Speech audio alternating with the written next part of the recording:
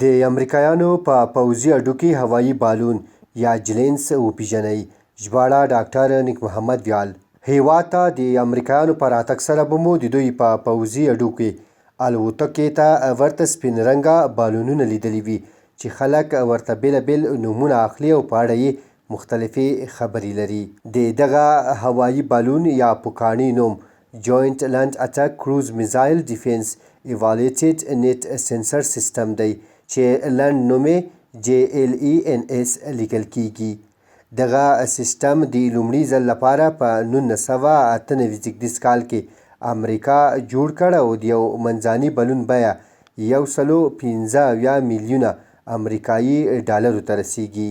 جلینس هوایي سیسټم د کښتیو، ځمکنیو وسایلو، کروز توغندیو او نورو ګواښونو د کشف وړتیا لري او په همدې موخې جوړ شوی دی. دغه هوایي سیسټم 24 ګړۍ د 360 درجې او تر 550 کیلومتره پوښښ لري.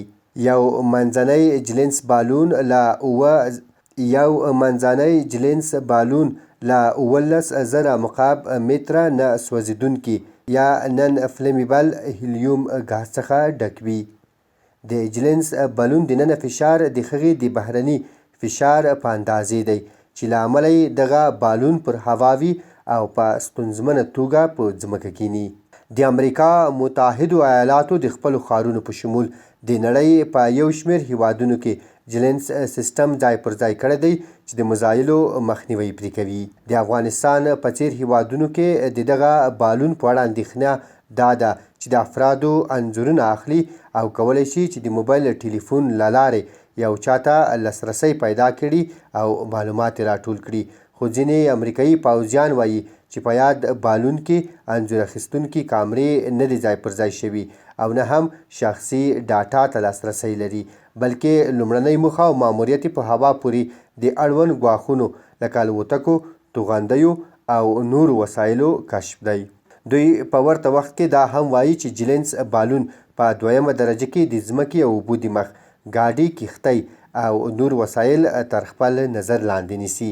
ځینې شنونکي وایي چې جلینس بالون د وسلو د لیږد او توغولو وړتیا هم لري، خو نور دا خبره ردوي او زیاتوي چې دغه بالون یوازې د کشف وړتیا لري او نور څه نشي کولی. د بالون جوړونکي وایي چې دغه ټکنالوژي د هر ډول اوبو او هوا پر وړاندې مقاومت ښیي او کولی شي چې د هغه باد پر وړاندې هم پر خپل ځای پاتې شي چې سرعت یې په 1 ساعت کې 106 کیلومتره وي.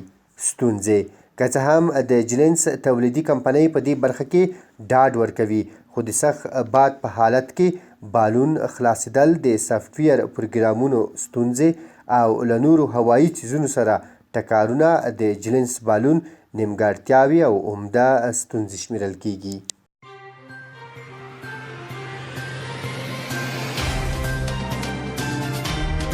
د افغانستان، نړۍ او سیمې د مهمو خبرونو، پیښو او جریانونو په اړه د تازه، پر وخت او دقیقو خبرونو لپاره د روحي ویبپاڼې د یوټیوب چینل لایک او سبسکرایب کړئ ترڅو زموږ نوي او تازه ویډیوګانې پر وخت درته ورسیږي.